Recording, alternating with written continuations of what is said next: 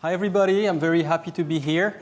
I'm especially happy because Electric Cloud was one of the founding members of this conference, and the team joined CloudBees a few months ago, so that makes it a very special reason. So today, first I'd like to welcome Cheryl Razzell on stage. So she has a title with lots of words, I have to say. I couldn't learn that. Global Head of Digital Platform Operations at HSBC. Welcome, Cheryl. Thank you, Sasha. Yeah, thank you. So we rehearsed this really well, by the way. Yes, we rehearsed that. Actually, we've been on stage quite a few times. Yeah. And last year we were at the keynote at DevOps World Jenkins World. That's right, yeah. So we're not going to do the same presentation, don't worry. No, not the same presentation at all. So Cheryl is going to talk first about the digital journey at HSBC. You'll see it's an amazing project, a massive project. So it's very important, very interesting.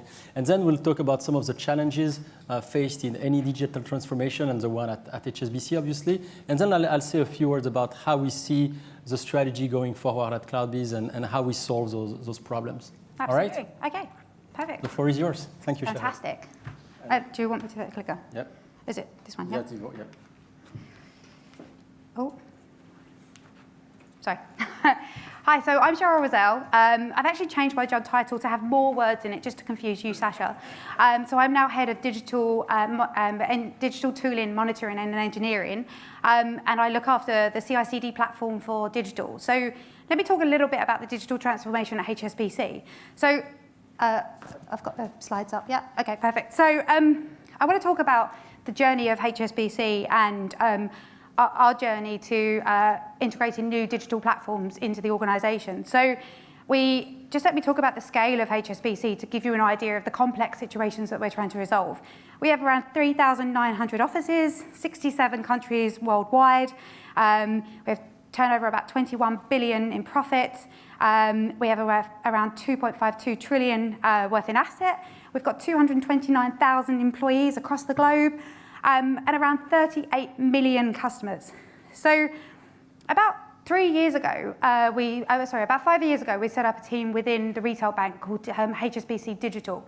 This was our start of our transformation journey, where we were looking to bring the IT teams and the business together to create true cross-functional teams.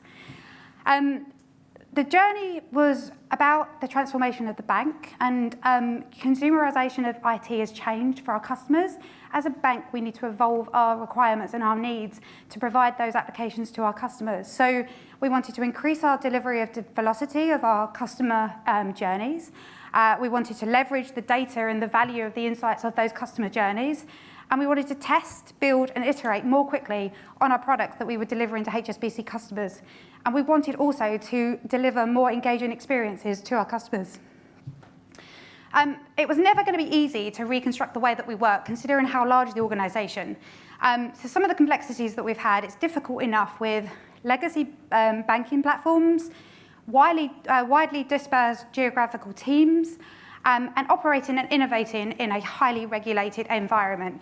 And of course, our customers' needs are evolving rapidly, and the demand on our capabilities from us every day are changing, and we need to keep up with those demands. So not only do we need to meet our customers' demands, but we also need to exceed them. And where IT used to be part of the business, now IT has become the business. So this took a kind of a rethink within the organisation, looking at our infrastructure. We needed to start breaking down our large monolithic websites and applications and turn those into microservices and APIs.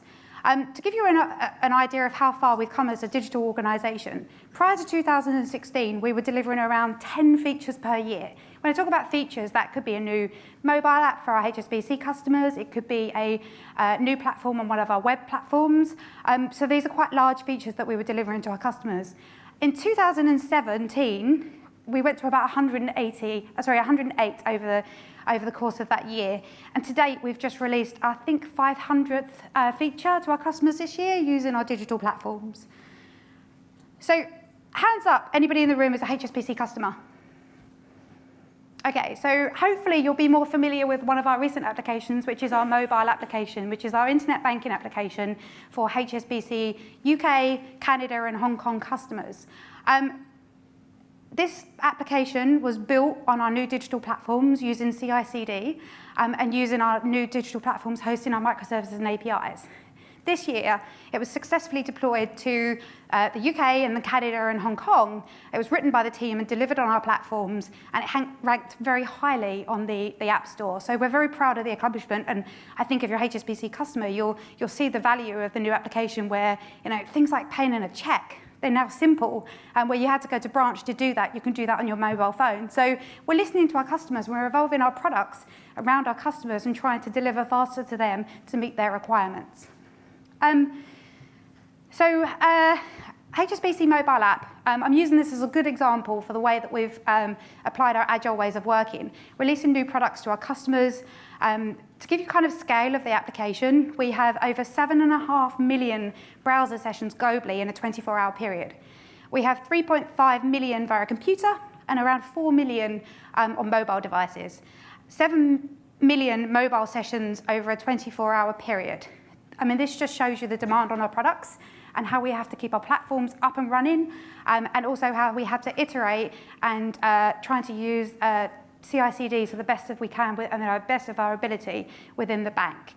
We would have only been successful in doing this had we adopted agile ways of working, and that's the use of C ICD. So we're kind of now into like 4 years into our journey at HSBC Digital. We're starting to look around the capabilities of C ICD and how do we evolve our C ICD offering.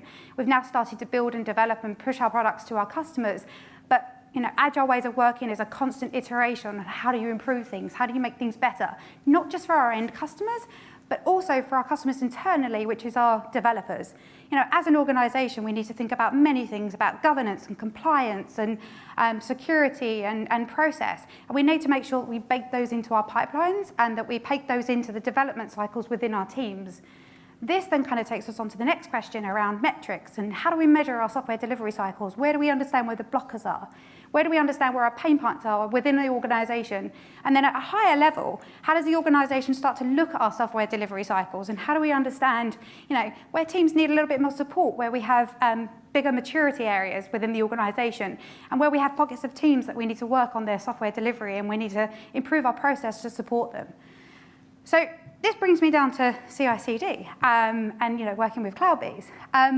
There's a few things that we need to take into consideration with the evolution of our C ICD. One of those is risk and traceability.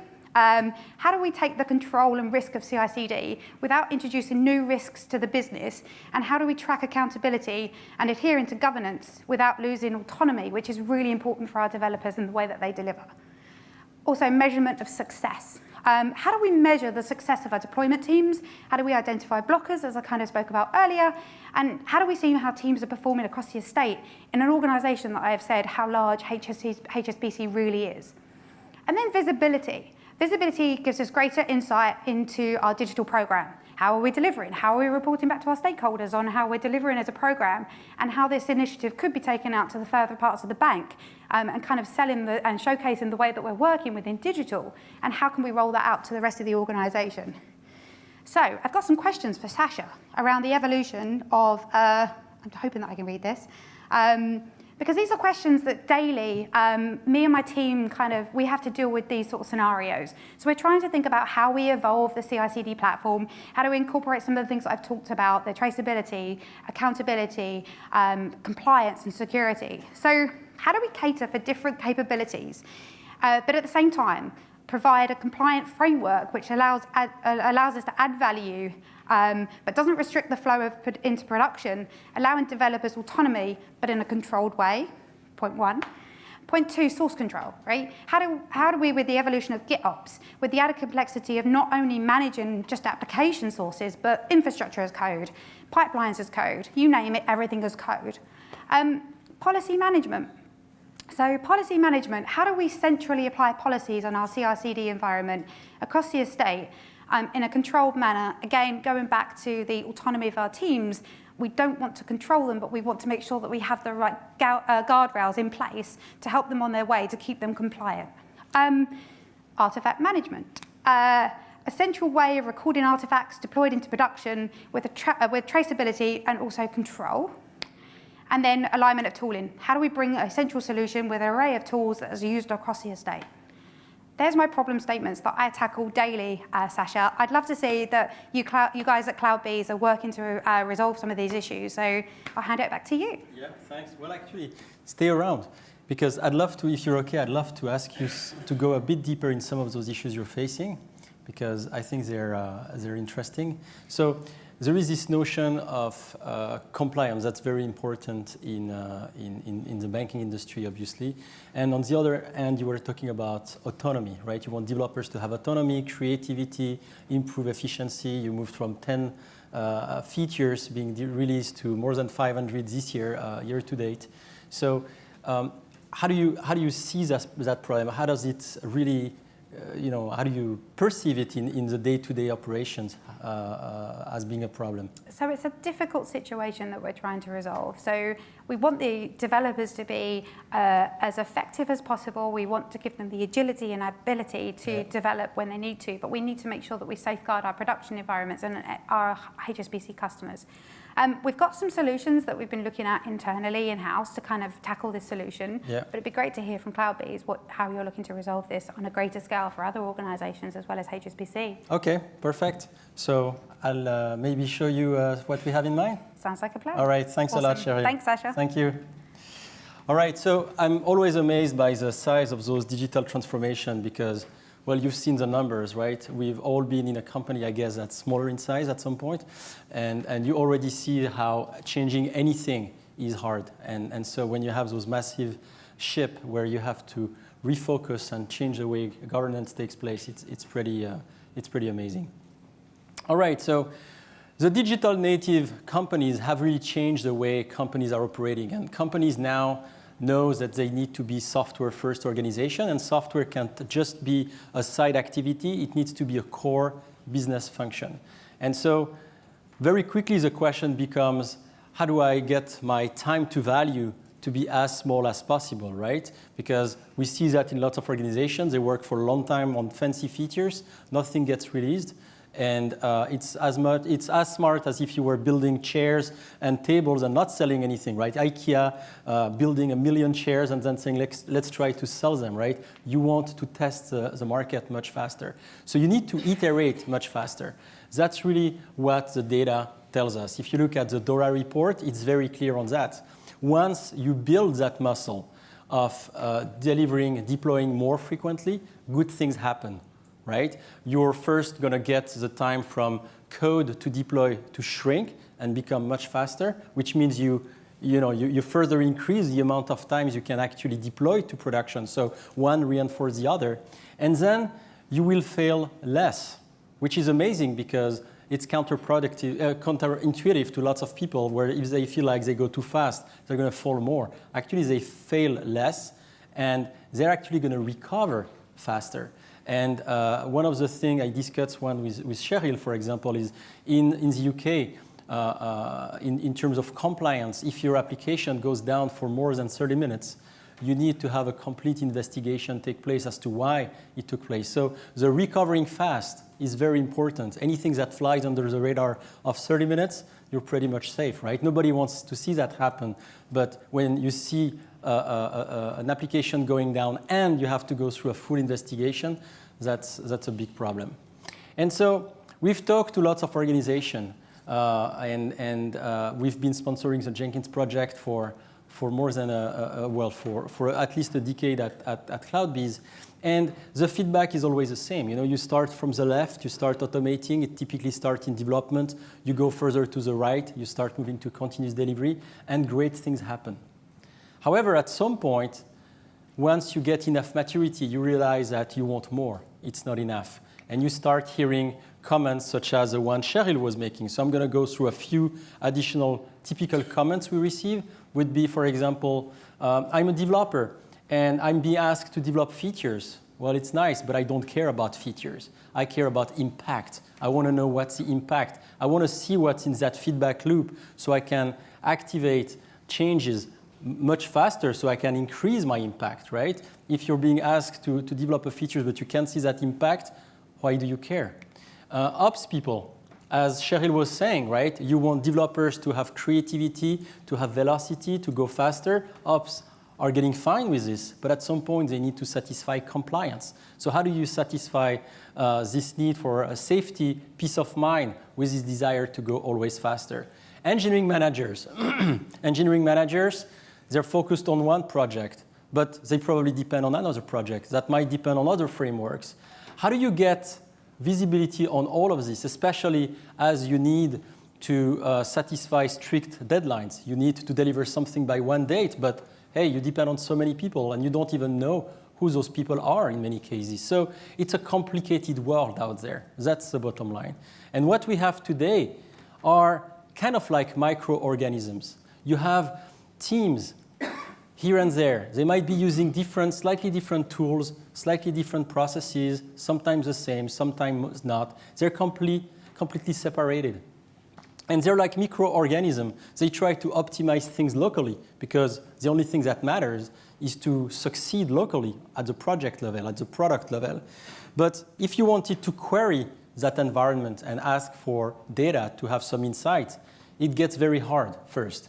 But then even if you were able to do so, nothing tells you that they're using the same vocabulary, right? It's a Babel tower. Saying A in one team doesn't mean that it's the same A in a different team, right? Cheryl was talking about features.